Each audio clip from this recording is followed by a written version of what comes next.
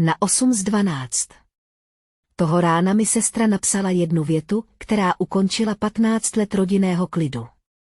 Dávám výpověď v práci, postaráš se o nás, než to všechno vyřeším. Žádný pozdrav, žádné pocity viny, jen očekávání. Utřela jsem si ruce, zadívala se na zprávu a vyťukala 4 slova, která jsem nikdy předtím neřekla. To není na mě. Pak jsem otevřela notebook a podepsala zahraniční smlouvu, která na mě čekala ve schránce. O 10 minut později se mi telefon znovu rozářil, mami. Ale to, co napsala dál, nezkoušelo jen mou trpělivost. Donutilo mě to vybrat si mezi krví a svobodou, než se do toho ponoříme, stiskněte tlačítko líbí se mi a řekněte mi, zda jste někdy byli tím zodpovědným, kdo nakonec řekl ne. Když lidé říkají, že rodina vás drží při zemi, nezmiňují se o tom, jak těžká může být zem, když jste to vy, kdo všechny drží nahoře. Vždycky jsem taková byla, jsem provozní manažer Pierce 32, lidský ekvivalent tabulkového procesoru. Rodiče mi říkali, že jsem ten stabilní. Mysleli tím toho. Kdo nikdy neřekne ne, naše rodinné večeře vypadaly zvenčí vřele, v troubě byla pečeně, z obýváku bzučely svíčky od fotbalu a blikaly na pozadí zarámovaných fotek z dovolených, které bychom si bez mé kreditní karty nemohli dovolit, ale pod tím klidem se všechno měřilo, můj čas, moje výplata, moje trpělivost. Emma mi podávala chleba a říkala, víš, jakou má tvoje sestra tvůrčí duši. Právě teď potřebuje podporu. V překladu, vždycky jsem si myslela, že je to dobrý nápad, k Jenině poslednímu nepovedenému snu byla připojena nová faktura, táta by zpoza svého piva zavrčel. Emma se chopila šeku, budeš, jako by to byla tradice vytesaná do kamene. A Jenna Harryová, dokonale rozladěným hlasem, syrupově sladká, by se usmívala, jako by si zasloužila další dotaci. Seděla bych tam a předstírala, že mě ta matematika neštípe v nájmu, tiše jsem hradila pojištění. Platil jsem účty za veterináře jejího psa, kterého jsem nikdy nepoznal. Můj telefon byl plný upomínek označených jako rodinné účty. Seznam, na který jsem bývala pyšná. Znamenalo to, že jsem užitečný, spolehlivý, tmel, ale v poslední době mi to lepidlo připadalo spíš jako pouta. Máma ráda říkávala, že rodina se nakonec vyrovná. Nikdy to neviděla, i když to znamenalo, že jsem krvácela o něco víc pokaždé, když někdo jiný udělal nepořádek. Říkala jsem si, že to bylo dočasné, že se Jenna konečně vzpamatuje, ale ona to nikdy neudělala a já jsem vždycky nějak byla ta záchranná síť, dokonce i Mike, můj přítel, trpělivý a laskavý, si toho začal všímat.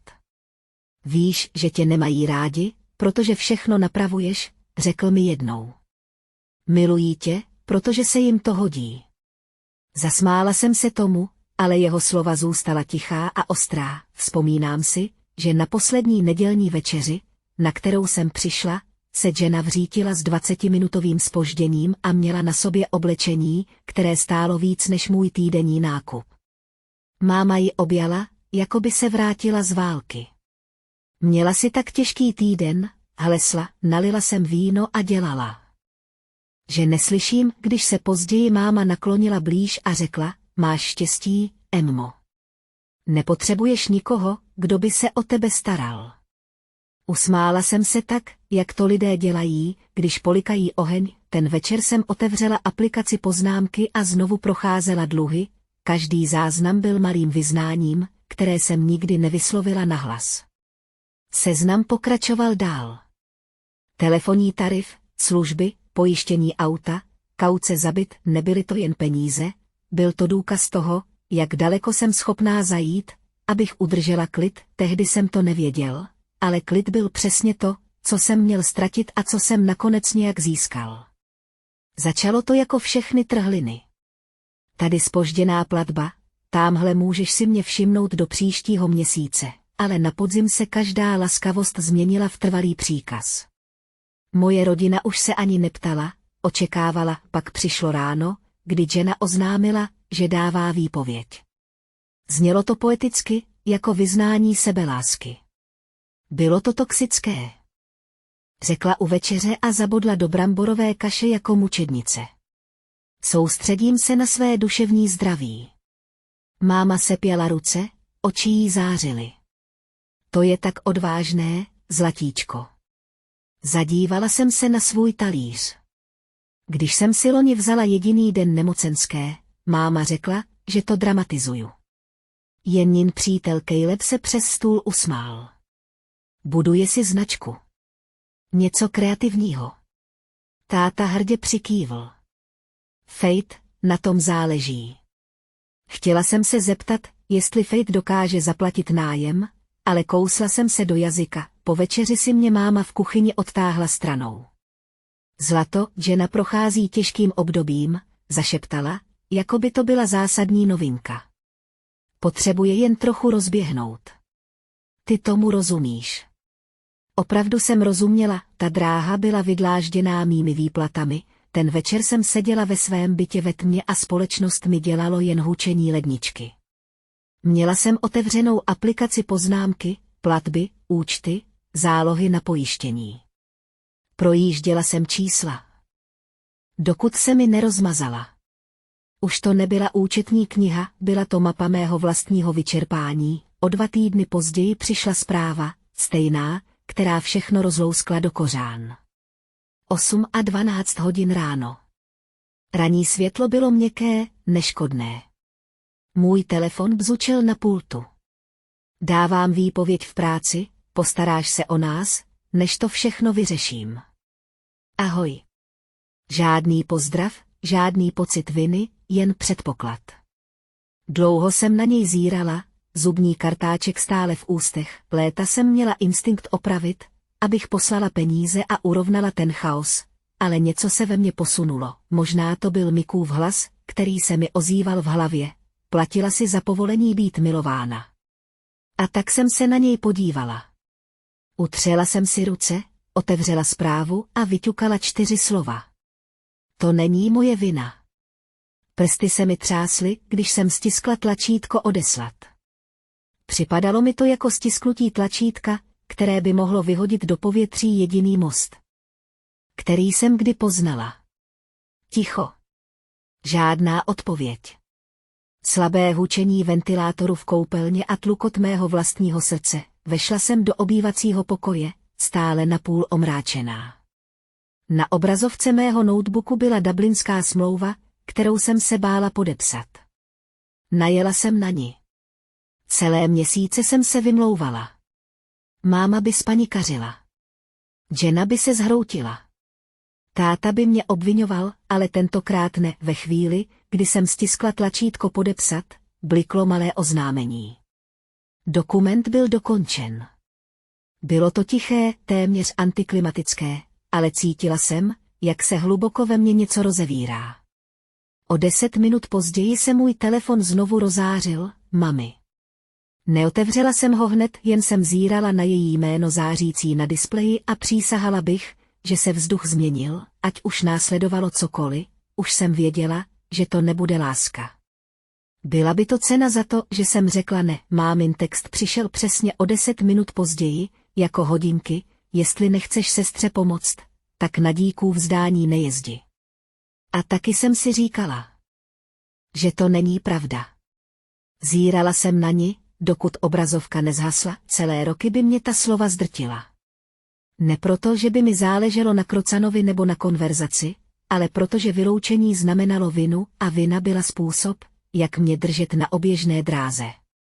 Ale tentokrát jsem se zasmála. Tiše, téměř nevěřícně. To mě má vyděsit, zašeptala jsem nikomu. Ale připadalo mi to jako svoboda.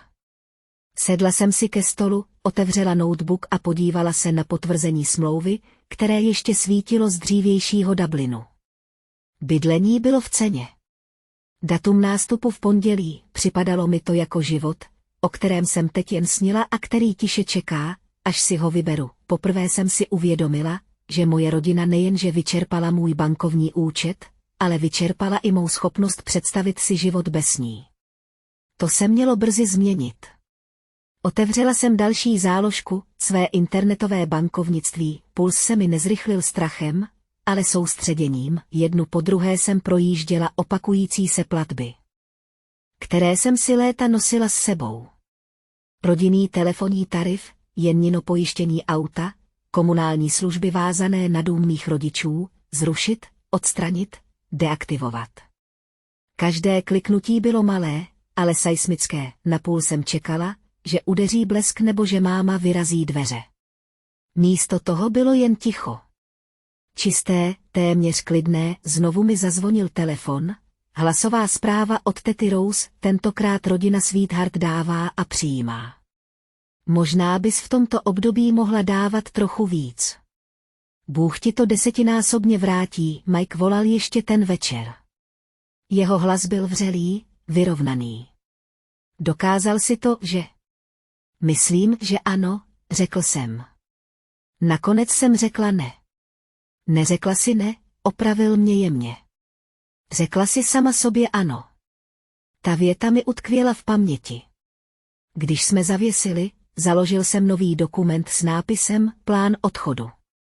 Napsala jsem ho tučným písmem, pod ním jsem vyjmenovala všechny kroky jako návod na přežití, odstranit své jméno z jejich telefonního tarifu, zrušit Jennině pojistku na auto. Zrušit v domě rodičů komunální služby, zmrazit společné úvěrové linky, převést úspory na nový účet, každý řádek utáhl uzel, který jsem si neuvědomovala, že je stále uvolněný, když jsem skončila, posadila jsem se a vydechla. Poprvé po letech můj život nevypadal jako seznam úkolů napsaný pro někoho jiného. Přesto ve mně staré zvyky hlodaly, pořád jsem kontrolovala telefon, čekala jsem, že mi zavolá máma, čekala jsem omluvu, která nikdy nepřišla. O půlnoci mi na displeji blikalo 23 nepřečtených zpráv. V žádné z nich nebylo napsáno, jsem na tebe pyšná. Většina z nich říkala něco ve smyslu, budeš toho litovat. Možná bych litoval. Ale lítost by nakonec patřila alespoň mně. Když jsem zavírala notebook, oznámení o zdvojené smlouvě znovu bliklo, připomínka. Let potvrzen. 5 dní. Zašeptala jsem to nahlas, zkoušela jsem, jak to zní. 5 dní do svobody. Máma nečekala dlouho, než se to vystupňovalo. Druhý den ráno byl můj telefon válečnou zónou. Skupinové zprávy, zmeškané hovory. Pocit viny kapající z každé zprávy. Dneska večer se máma sejde s rodinou. Tati, čekáme tě tu v 7. Jeno, nedělej to těžší, než to už je. Bylo až s podivem, jak rychle se dokážou otáčet. Prosím, pomoz se změnilo v jak se opovažuješ. Dlouho jsem zírala na obrazovku, než jsem vyťukala tu nejjednodušší odpověď svého života. Nebudu tam. Prostě se okamžitě objevily bubliny na psaní. Mami, budeš. Jeno, jsi neuvěřitelná. Tati, dávej si pozor na tón. Umlčela jsem chat a otočila telefon displejem dolů. To ticho mi připadalo svaté, v 18 hodin 52 minut stejně zazvonil zvonek u dveří. Když jsem zkontrolovala kukátko, táta tam stál ještě v pracovní košili a měl sevřenou čelist. Otevři dveře, Emmo. Ne, nehraj si na nic, já ne. Zamumlal si pod nosem něco o neúctě, ale já se ani nepohnula. Konečně se kroky na chodbě vytratily. 2krát jsem zamkla zámek, opřela se o dveře a roztřeseně vydechla. Nepřišli si promluvit, přicházeli, aby vyhráli. Druhý den máma zkusila jemnější zbraň, hlasovou zprávu. Její tón byl cukrový a rozechvělý. Zlatíčko, žena se snaží, co může. Pro tentokrát potřebuje trochu podpory. Mysli na to, co znamená rodina. V polovině jsem ho smazala, k večeru mi zavolal FaceTime, rodinná konference. Skoro jsem to nezvedla, ale jedna moje část chtěla vidět jejich tváře, chtěla konečně přestat předstírat. Když se rozsvítila obrazovka, byli tam všichni 3, máma v kuchyni, táta v čele stolu, vedle ní žena s opuchlýma očima a dokonalým osvětlením. Caleb se vznášel v pozadí a předstíral, že něco opravuje na telefonu. Emmo, začala máma tiše, můžeme si prosím promluvit jako dospělí. Myslela jsem, že to dělám, řekla jsem, Jenna mi skočila do řeči. Strapnila si nás. Udělala si ze mě žebračku. Nic jsem z tebe neudělala, odpověděla jsem. Poslala si mi požadavek a já ho odmítl. Ty se jí zachvěli. Ty mi nevěříš. Nikdy si nevěřil. Tohle mě bodlo, ne proto, že by to byla pravda, ale protože to kdysi fungovalo. Jeno, řekla jsem opatrně. Víra není bankovní půjčka. Caleb se tiše a povýšeně zachechtal. Je tak apjatá. Není divu, že si půl roku sama. Můj hlas se nezvýšil. Calebe, slyšíš vůbec sám sebe? Usmál se. To byl jen vtip. Máma mu ostře skočila do řeči. Tak dost. Emmo, podnikání tvé sestry by jí mohlo změnit život. Jen potřebuje někoho zodpovědného na papíře. Táta se naklonil dopředu, ruce sepnuté. Vždyť to ani není riskantní. Je to malá půjčka, maximálně 150. Podepíšeš to, to je všechno. To je všechno. Zopakoval jsem a nechal si ta slova projít hlavou. Chceš po mně, abych ručil za půjčku $150,000 někomu, kdo minulý týden dal výpověď v práci? Mámin hlas stvrdl. Nedramatizuj to. Vychovali jsme tě líp než takhle. Cítila jsem, jak ve mně něco prasklo, nevztek, jen jasnost. Nevychovali jste mě k tomu, abych říkala ano. Vychovali jste mě k tomu, abych přežila, když řeknu ne. Ticho, které následovalo, bylo dost husté. Aby se mě dotklo. Tátova tvář zrudla. Dávej si pozor na tón. To dělám, řekla jsem vyrovnaně. Je klidný. Máminy oči se zúžily. Tak to je ono. Odcházíš od své rodiny. Odcházím od toho, že jsem tvůj finanční plán. Jenna se rozplakala a v koutcích očí se jí vytvořily kaluže řasenky. Trestáš mě za to, že jsem jiná.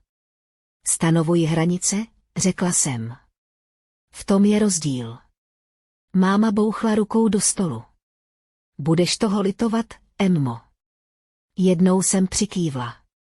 Možná, ale budu toho litovat za vlastní peníze. Ukončila jsem hovor. O pár vteřin později skupinový chat explodoval, odstavce od mámy, výhrůžky od táty, emotikony od tety Rose, jedna zpráva od Jenny, zničila si tuhle rodinu. Neodpověděla jsem.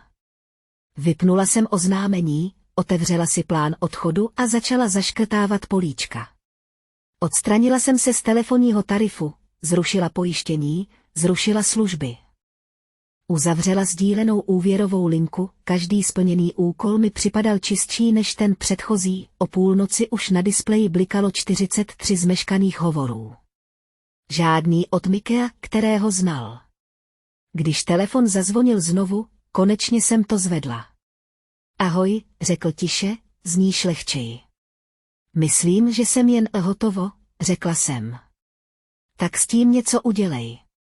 Ne kvůli pomstě, ale kvůli klidu. Ta věta mě zasáhla hlouběji, než jsem čekala. V 1:04 jsem sepsal poslední zprávu pro matku. V pondělí odjíždím do Dublinu. Prosím, přestaň mě kontaktovat, pokud to není naléhavé.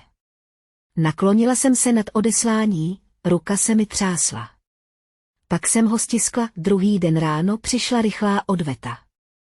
Příspěvky na Facebooku o nevděčných dětech, řetězové zprávy tety Rose o odpuštění, jen záhadný příběh, někdy vás ti, které milujete, drží zpátky.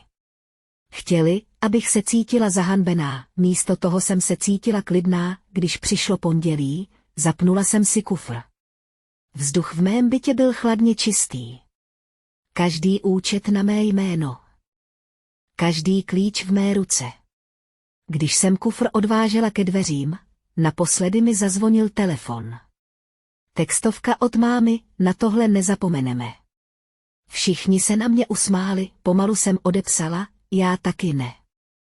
Pak jsem ho vypnula na letišti, zatímco motory letadla řvaly, jsem myslela na každý stůl na den díků vzdání, na každý pocit viny, na každé tiché ano, které budovalo jejich pohodlí. A myslela jsem na to jedno malé ne, které to všechno zbořilo, když se kola odlepila od země, odlepilo se i mé srdce. Dublin byl chladnější, než jsem si představovala, šedá obloha, vlhký vzduch a ticho, na které jsem nebyla zvyklá.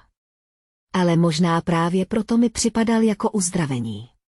Můj služební byt byl malý, jednopokojový, bílé stěny, výhled na kanál, všechno uvnitř patřilo mně. Každý účet, každý klíč, každé rozhodnutí.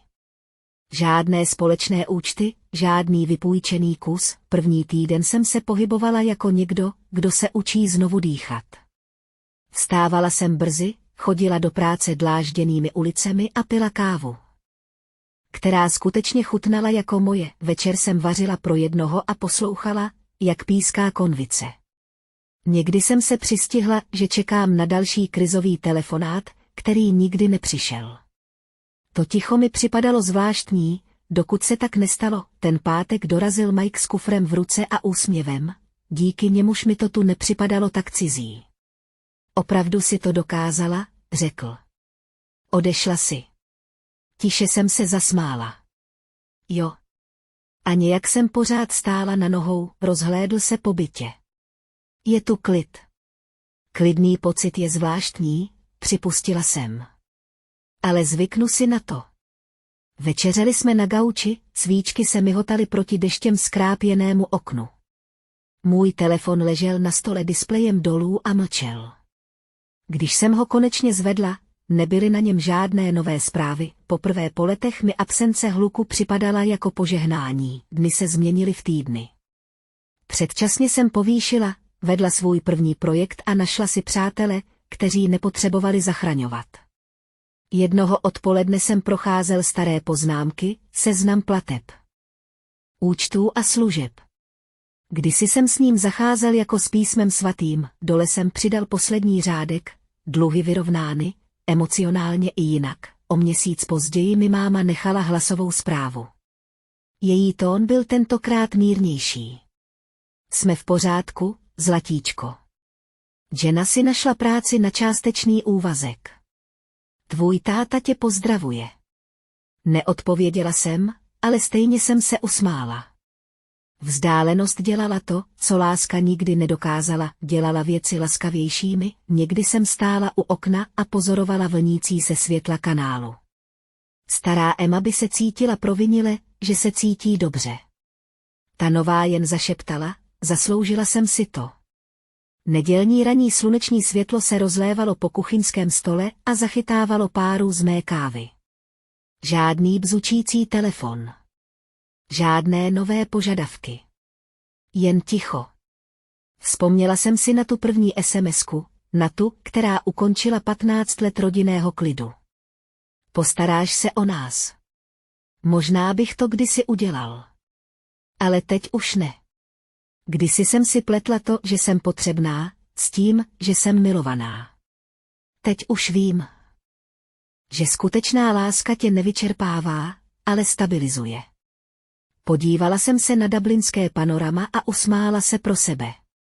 Klid nepřišel s ohňostrojem, ale s tichem. Pokud jste někdy dali přednost míru před pocitem viny, podělte se o svůj příběh níže, nejste sami.